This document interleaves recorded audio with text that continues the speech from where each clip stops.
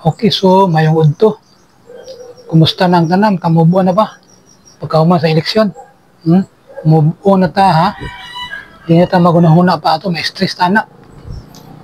Huban gani. Mingon na yun nga. Anong ka na mas nakadaog? Kung ano man kaya siya, anak. Huwag kayo mahimo. Daghan man ang kapili. No?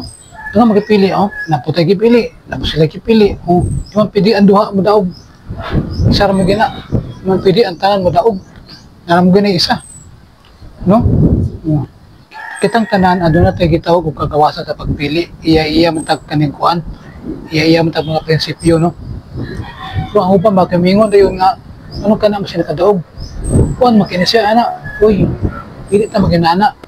Kaya ka na sila, maserbisyo, biyapon na sila. Hindi na maginana, eh.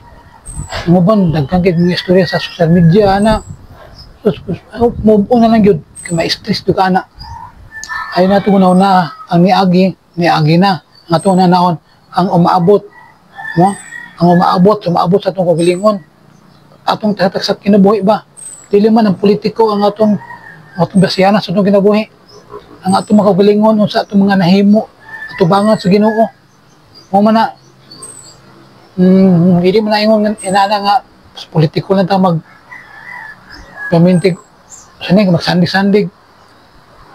Bahala na, basta, ang atwala nga, move on lang mo. Move on mo. No? Ito yun, kung ato bang wala na no? Masiglang tagpang-insulto sa mga politiko nga dila ulan at butari. Maulo nga bukanag, ikaw raw pinaunay sa mga galingon. Mayroon kag mo na siya, nana, ikaw naman ka. Yan sa mga pibinuhatan ni mo. Taguan ng buni mo. Kitang matao natin, pataguan ng mga sala, mga maot ng mga kinaiya, itong pataguan. Ang Ginoo mo na sayod, una nga move on na ta. Tahoron o irespeto ang tanan nga nakadaog kaya sa mulingkod sila. Kaya sa Biblia pa, nag-ingon, Roma 13, puno tama sa city, no? Tahora ang namunuan sa lungsod. Tahora. Nakaroon, pag nakalingkod na siya, mutawad ka. Kung di ka mutawad, wala kayo pagrespeto sa isa katao. No, na may giingon nga, gugmaang isa katao, sama sa iyong kagalingon mo. Kung wala siya, saan dito siya?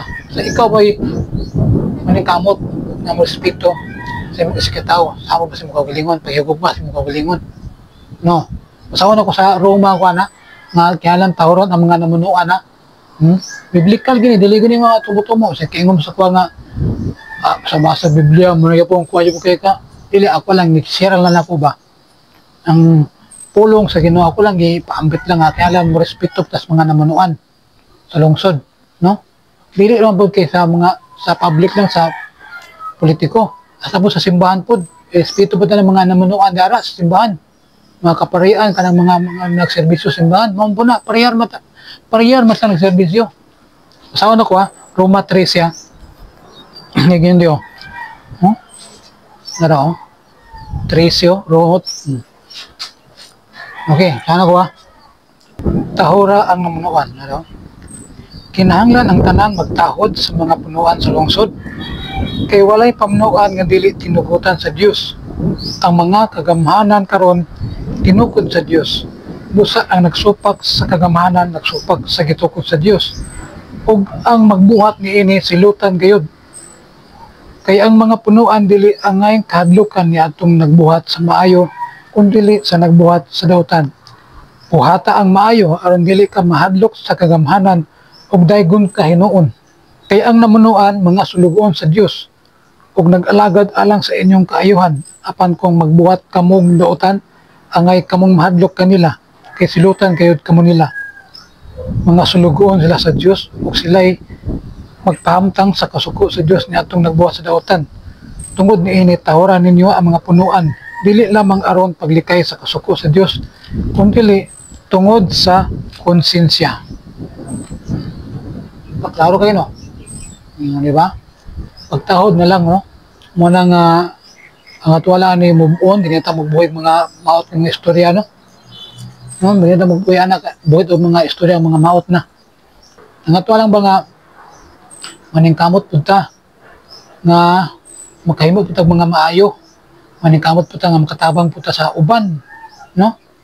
Dili ta ingon nga pasulabi ta sa atong mga prinsipyo nga sa ilabay na ipakuan pagyapon karong panahon na wala na. Ang ato lang yung bantayan karong panahon na kung nakapangandam ta sa atong kaugalingon kay ang sa tinuod lang gis kalibutan, kining kalibutan unsa magi ikahatag aning kalibutan, ang usa nga ikahatag aning kalibutan naman kamatayon. Mura na yung makahatag, mura na yung ikahatag aning kalibutan na ang kamatayon. Noon sa na na pagpangandam anang kamatayon. Okay. Sa una to,